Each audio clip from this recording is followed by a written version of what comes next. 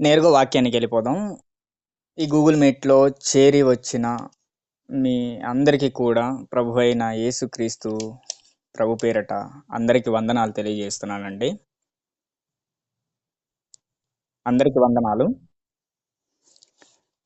ఈరోజు మనం నేర్చుకోవాల్సినటువంటి ఒక ముఖ్యమైన అంశము మన గ్రూపుల్లోనే మనం ముందుగానే ఫార్వర్డ్ చేయబడింది.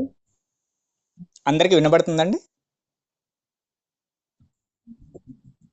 ఓకేనండి. అయితే ఈరోజు మనం ఒక అంశం బట్టి మనం ముందుకెళదాము. దేవునికి ఇష్టమైన భక్తి ఏది? అనేటటువంటి అంశం మీదుగా మనం నేర్చుకుందామండి. అయితే దేవునికి ఇష్టమైన భక్తి, దేవునికి ఇష్టం లేని భక్తి ఈ 2 కూడా ఉంటాయా అంటే ఉన్నాయనండి. దేవునికి ఇష్టమైన భక్తి ఉంది. దేవునికి ఇష్టం లేని భక్తి కూడా ఉంది. ఎందుకంటే ఈ లోకంలో అనేక మంది తమ తమ విశ్వాసాలను బట్టి భక్తులు చాలా మంది ఉన్నారండి. నిజంగా వివిధ మతాల వారు ఏంటండి హిందువులుగా, ముస్లింలుగా, సిక్కులుగా, బౌద్ధులుగా, అలాగే మనం క్రైస్తవులుగా కూడా ఉన్నామండి. చాలా మంది ఇలాగా ఏంటండి తమ భక్తిని కనపరుచుకుంటూ ఉంటారు. అయితే చాలామంది కొంతమంది అయితే మనం డ్రెస్ కోడ్ ద్వారా మనము భక్తులను తెలుసుకుంటుంటాం. చూడండి, నల్లటి బట్టలు వేసుకుంటుంటారు కొంతమంది, అలాగే తెలుపు బట్టలు వేసుకుంటారు, తర్వాత కాషాయపు బట్టలు వేసుకుంటారు. చాలామంది స్వామీజీలు అంటాం, అయ్యప్ప మాల వేసిన వాళ్ళు అంటాం, శివభక్తులు అంటాం, రాముని భక్తులు అని కూడా చెప్తూ ఉంటాం కదా ప్రియులరా. ఇలా అనేక రకాలుగా దుస్తులను కూడా ధరిస్తూ భక్తిని కనబరుచుకుంటున్న వారు ఈ లోకంలో మనం చూస్తూనే ఉన్నాం. అయితే ఈ తరుణంలో మనం నేర్చుకోవాల్సినటువంటి చక్కటి అంశం ఇదండి. గనక చూడండి, చాలా మంది ఇలాగా ఏంటంటే తమ భక్తిని తమ ఏంటంటే కొంత దుస్తుల ద్వారానో లేదా ప్రతిమల ద్వారానో వాళ్ళు కనపరుచుకుంటున్నటువంటి వారు నిజమునకు దేవుళ్ళు కాని వారిని తాము సృష్టించుకొని ఆయా విధాలుగా భక్తి చేస్తున్న వారు ఈ లోకంలో చాలా మంది ఉన్నారు. అందుకనే మనకు దేవుడు చక్కటి మాట రాయించాడండి. గలతీ పత్రిక 4:8 ఆ కాలమందైతే మీరు దేవుణ్ణి ఎరగని వారై నిజమునకు దేవుళ్ళు కాని వారికి దాసులై ఉన్నారు.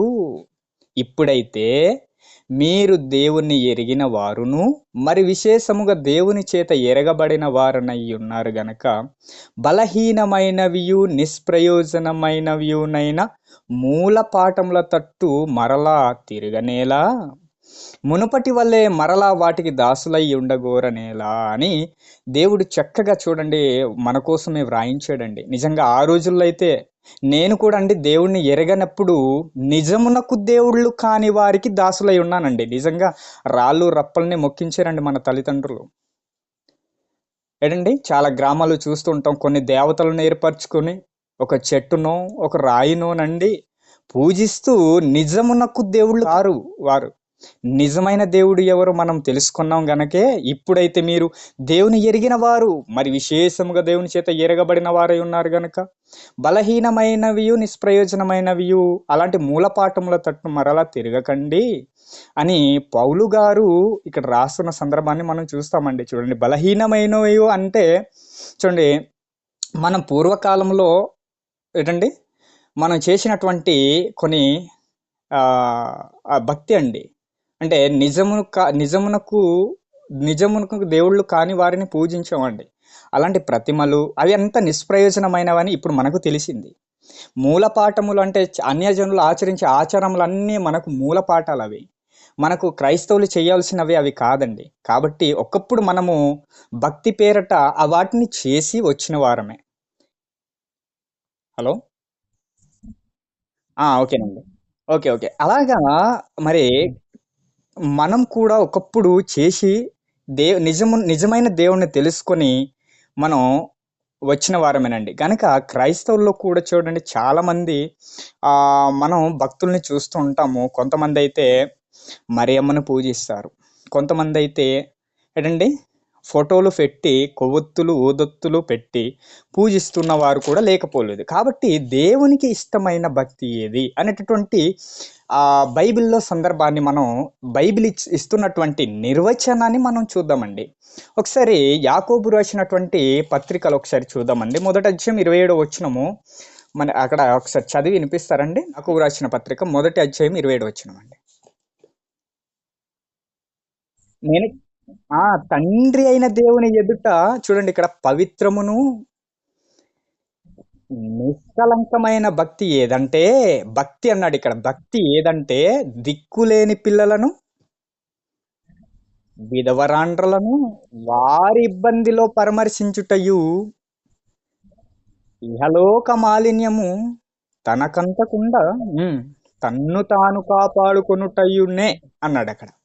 ఇక్కడ చూసినట్లయితే నిజంగా ప్రియులరా, దేవుడు మన కొరకు ఈ భక్తి అంటే క్రైస్తవుని భక్తి ఇలా ఉండాలి అని చక్కగా రాయిస్తున్నాడండి. నిజంగా తండ్రి అయిన దేవుని ఎదుటే కనిపించే భక్తిగా మన భక్తి ఉందా, లేదా ఈ లోకంలో మనుషుల ఎదుట కనబడే లాంటి భక్తి పరులమ మనము అనేటటువంటి ప్రశ్న మనం వేసుకుంటే, ఇక్కడ తండ్రి అయిన దేవుడు మెచ్చుకునేటటువంటి భక్తి ఇక్కడ కనిపిస్తుందండి.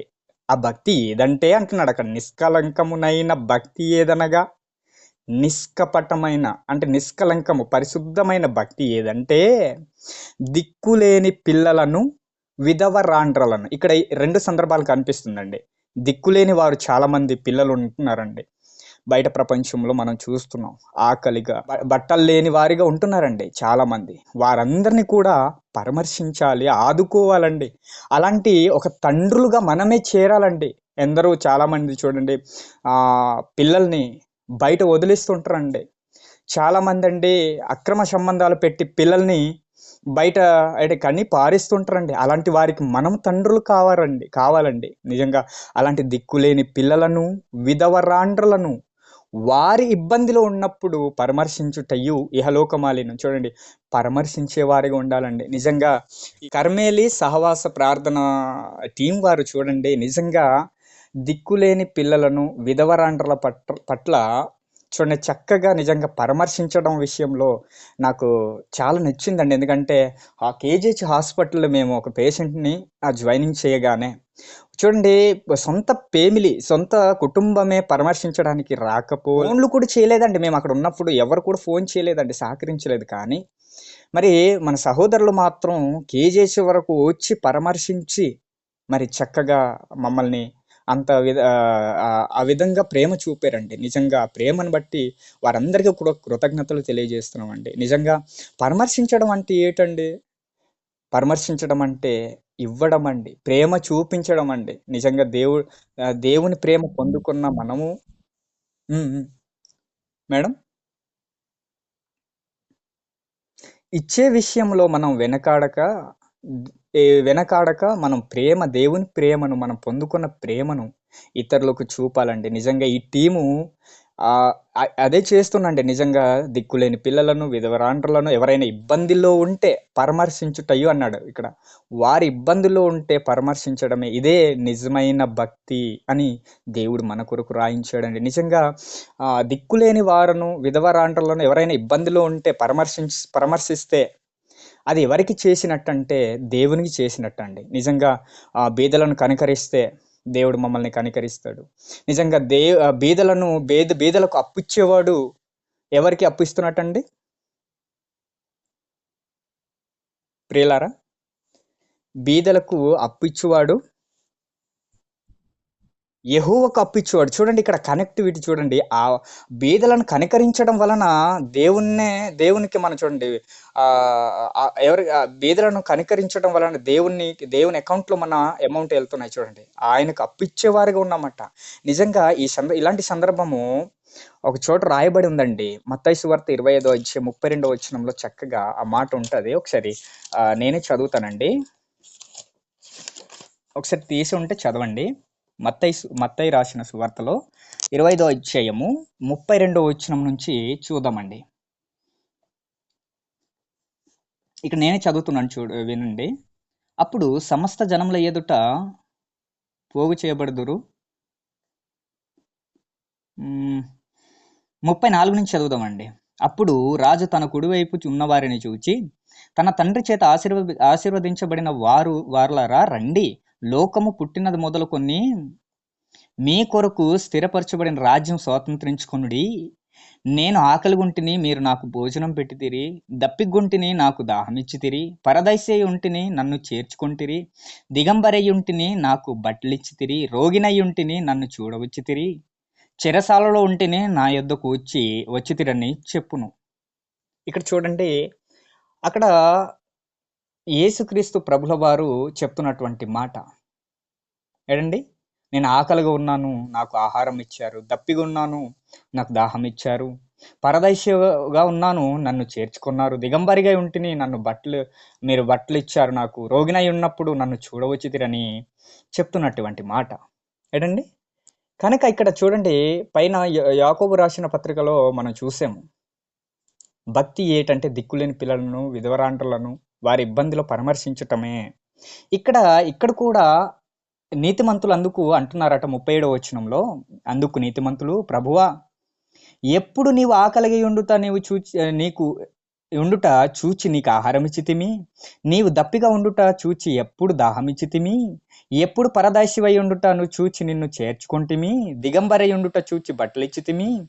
ఎప్పుడు రోగివై ఉండుటైనను చెరసాలలో ఉండుటైనను చూచి నీ యొద్ద వచ్చితిమని ఆయనను అడిగెదరు. అందుకు రాజు, మిక్కిలి అల్పులైన ఈ నా సహోదరులలో ఒకరిని మీరు చేసితిరి. అంటే ఒకరిని మనం చేస్తే యేసుక్రీస్తుకి చేసినట్లేనా అని మనం ప్రశ్నించుకుంటే, అవును ప్రియులారా, మనం ఒకరిని కనికరిస్తే యేసుక్రీస్తును ఏంటండి, బీదలను కనికరిస్తే యేసుక్రీస్తుని చేసినట్టేనండి. గనుక నాకు చేసితిరని నిశ్చయంగా మీతో చెప్పుచున్నానని వారితో అనెను. చూడండి, ఆ రాజు అంటున్నాడు, నా సహోదరులో ఒకరిని మీరు చేసితిరి గనుక నాకు చేసితిరని నిశ్చయముగా మీతో చెప్పుచున్నానని వారితో అనెను. ఇక్కడ చూడండి ప్రియులరా, నిజంగా ఇతరులకు మనము చేస్తే దేవుణ్ణే ఏంటండి ఆకలిని తీర్చిన వాళ్ళుగా. ఎందుకంటే ఆయన ఆకలి ఏంటంటే అందరూ రక్షణలు పొందాలనండి. నిజంగా అందుకని ఆహారం ఎప్పుడు మీరు ఆకలిగా ఉండుట ఎప్పుడు మేము చూడలేదు ప్రభువా. మీరు ఎప్పుడు రోగిగా ఉండుట మేము చూడలేదు ప్రభువా. ఎప్పుడు మేము బట్టలు ఇచ్చాము, ఎప్పుడు మీకు చూడవచ్చితిమని అంటున్నారు. కానీ ఇదిగోనండి, బీదలను కనికరించడమే, వారికి ఆకలిగా ఉన్నప్పుడు ఆహారం పెట్టడమే, రోగిగా ఉన్నప్పుడు వారిని పరామర్శించడమే నాకు చేసినట్లే అని మనకు మత్తయి సువార్త 25:32 వచనం ప్రకారంగా మనకు తెలియపరుస్తుందండి. కనుక చూడండి ప్రియులారా, మా గ్రామస్తురాలు నిజంగా కేజీహెచ్లో రోగిగా ఉన్నప్పుడు పరామర్శించటం, ఈ టీముని చూసి నేను చాలానండి నిజంగా మెచ్చుకొనదగ్గానండి. చింతపల్లి ప్రాంతంలో నుంచి చరణ్ బ్రదర్ అండి, బ్రదరు, మేము వెళ్ళి కేజీహెచ్ వరకు వెళ్ళి చూస్తాము, పరామర్శిస్తాము అని చూడండి, ఒక 10-15 వేల రూపాయలు ఖర్చెట్టండి. నిజంగా అక్కడ ఉండి నాకు ఫోన్పే ద్వారా అమౌంట్ పంపించి లేదంటే సహాయం చేయమని కోరాలి. కానీ కేజీహెచ్ వరకు వెళ్ళి ఏంటంటే తన సొంత కుటుంబమే వెళ్ళి చూడలేకపోయింది. ఏంటంటే ఒక రోజు కూడా ఫోన్ చేయలేదని చాలామంది అక్కడ ఏంటంటే సేవ చేసినటువంటి వారు చాలా బాధలు పడ్డారండి. ఒక్కరోజు కూడా మమ్మల్ని ఎలా ఉందని అడగలేదని. కానీ ఈ టీము వారందరూ మాత్రం కేజీహెచ్కి వెళ్ళి ఏంటండి మరి ఆమెను పరామర్శించడం చూసి చాలా మేము కృతజ్ఞత తెలుపుతున్నామండి నిజంగా ఇప్పుడు వరకును. కాబట్టి మరి ఎప్పుడు మీకు చేశాం ప్రభువా అని అన్నారు ఆ రోజుల్లో. లేదు, ఇతరులను ఇబ్బందులు ఉన్నప్పుడు మనం పరామర్శించటమే, మీరు పరామర్శించడమే నాకు చేసినట్లు అని ఆయన చెప్పారండి.